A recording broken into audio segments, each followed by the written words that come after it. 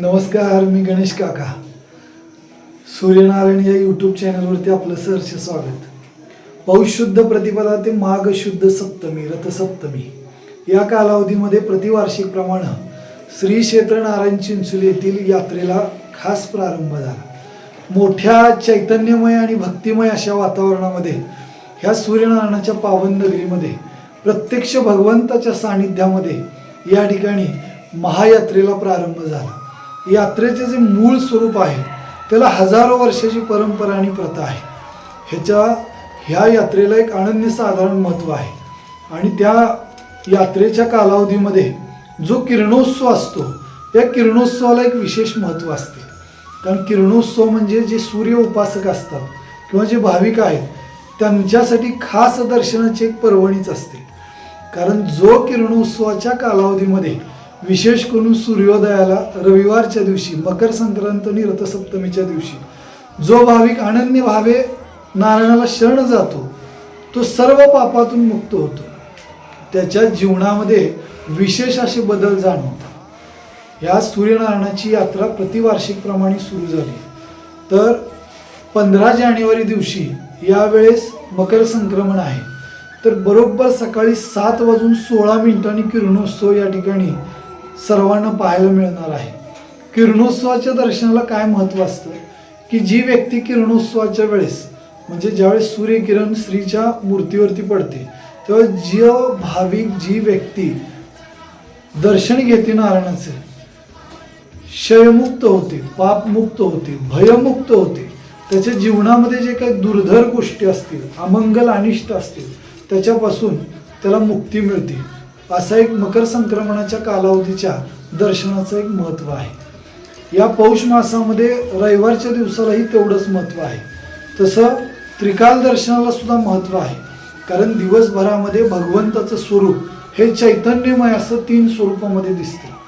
सूर्योदयाच्या वेळेस ब्रह्मा स्वरूप अतिशय सुंदर स्वरूप दिसते. माध्यानाच्या वेळेस थोडंसं उग्र महेश स्वरूप दिसतं आणि सूर्यास्ताला अतिशय शांत असं विष्णू स्वरूप दिसते. असं या स्वरूपाचं वर्णन अवलोकीय असे आहे.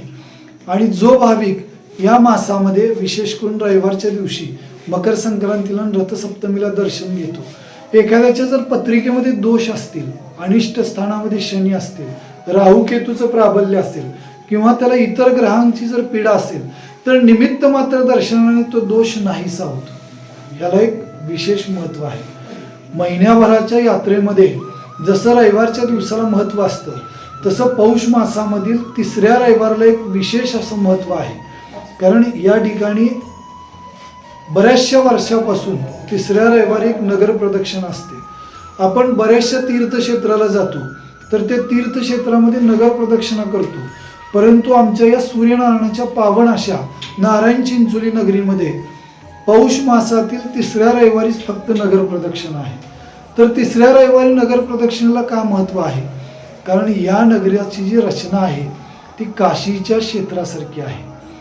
जसं काशीला मध्य भागामध्ये गणपतीचं स्थान आहे, उत्तर भागामध्ये वेशेमध्ये स्वतः कालभैरव विराजमान आहेत, ईशान्य आग्नेय भागामध्ये जसं शिवाचं मंदिर आहे किंवा शिवस्वरूप महादेव आहेत, तसं या सूर्यनारायणाच्या नगरीमध्ये सुद्धा ईशान्य भागामध्ये स्वतः नारायण आणि ईश्वराचं स्वरूप आहे.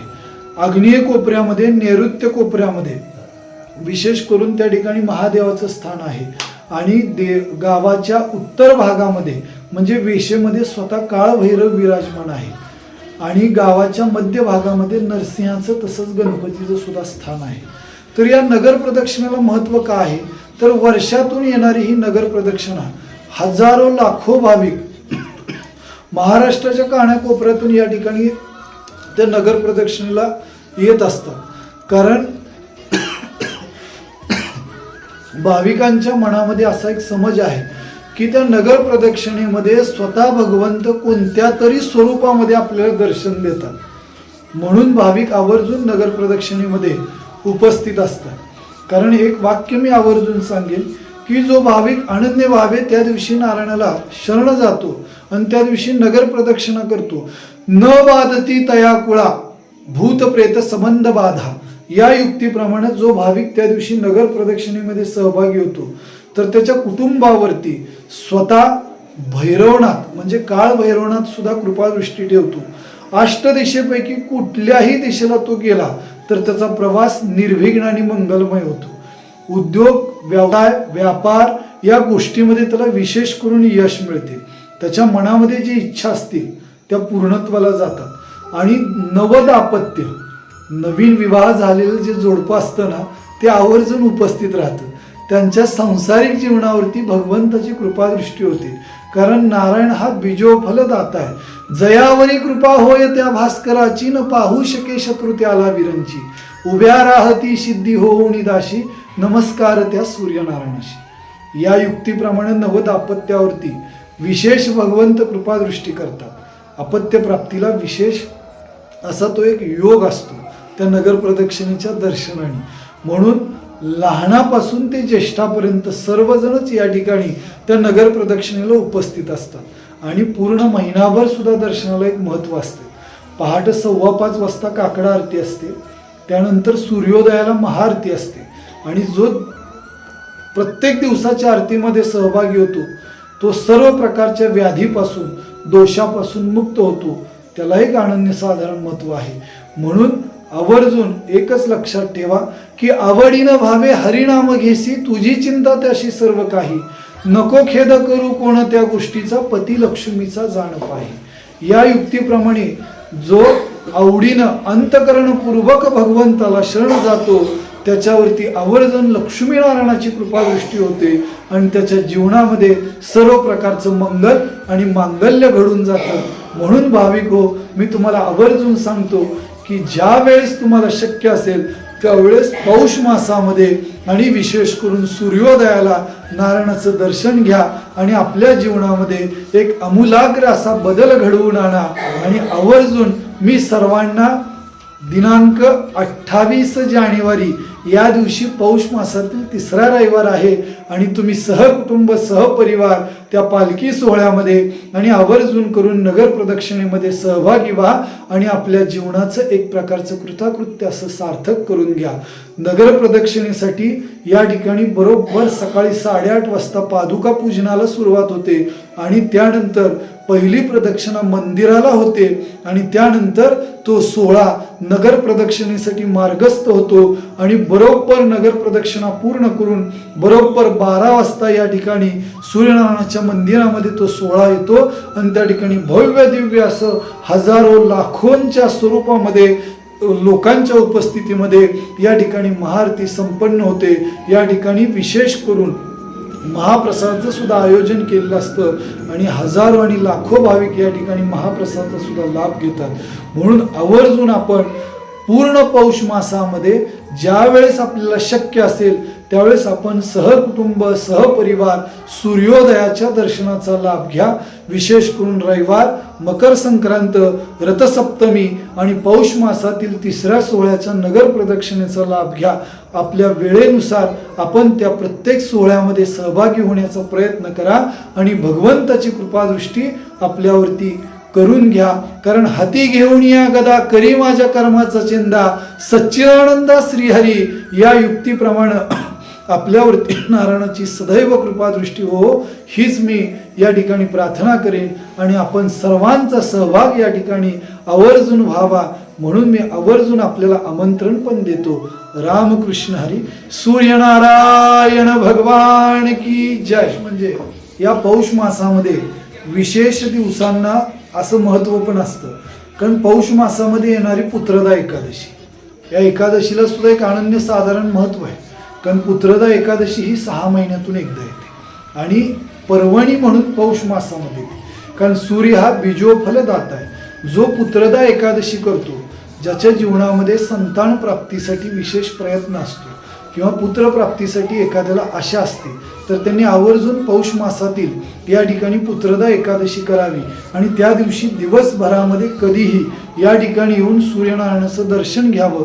तिळगुळाचा लाडू, गुळ खोबऱ्याचा नैवेद्य, विविध प्रकारची फळे, लोणी साखर अशा प्रकारचं नैवेद्य नारायणाला दाखवावा. तुपाचा दिवा या ठिकाणी लावावा आणि सहपत्नीक या ठिकाणी दर्शन घ्यावं नारायणाचं आणि मंदिराला किमान 7 प्रदक्षिणा घ्याव्या. आपल्याला मनोइच्छित फल प्राप्त होईल. अपत्यप्राप्ती होईल. त्यानंतर जसं रविवारच्या दिवसाला महत्त्व असतं तसं रथसप्तमीच्या पर्व काळामध्ये जो भाविक 7 दिवसाचे उपवास करतात, अपेक्षापूर्तीनं करावे ते उपवास. मी तुम्हाला आवर्जून या ठिकाणी सांगेन की माघ शुद्ध प्रतिपदा ते माघ शुद्ध सप्तमी म्हणजे रथसप्तमी या 7 दिवसात जे उपास करतात ते उपास असे असतात की ते उपास फळावरती आणि दुधावरती 7 दिवस करायचे असतात. ते उपास कुणीही करू शकतात. आपल्या तब्येतीच्या मानानं आबालवृद्धापासून ज्येष्ठ व्यक्ती ते सर्वांनी ह्या उपासाला सर्वांना चालतं, परंतु आपली प्रकृती बघून. कारण हे जे 7 दिवसाचे सूर्याचे उपास असतात ते फळावरती आणि दुधावरती करायचे असतात. ज्यांना शक्य असेल त्यांनी 7 दिवस सूर्योदयाच्या दर्शनाचा प्रयत्न करावा येण्यासाठी महाआरतीचा, कारण या ठिकाणी सूर्योदयाला महाआरती असते. ज्यांना शक्य नसेल त्यांनी आपल्या घरी 7 दिवस पाटावरती रांगोळीने किंवा हळदी कुंकाने सूर्य काढावा, त्याला विविध प्रकारची फुले फळे अर्पण करावी, तुपाचा दिवा लावावा विविध प्रकारची, आणि त्या ठिकाणी आदित्य राणूबाईची कथा असते तर ती कथा वाचावी दररोज, आणि चांदीच्या भांड्यामध्ये नारायणाला त्या ठिकाणी यथाशक्तीप्रमाणे नैवेद्य दाखवावा. आणि 7व्या दिवशी म्हणजे रथसप्तमी दिवशी आवर्जून नारायणाच्या मंदिरामध्ये यावे.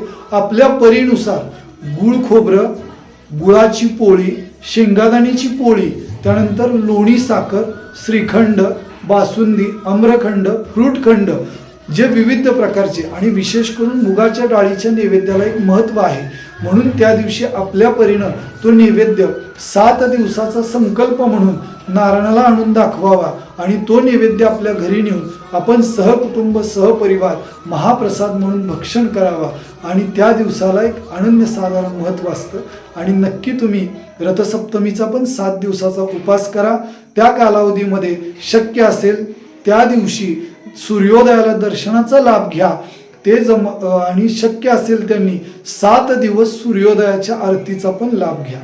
रामकृष्ण हरी.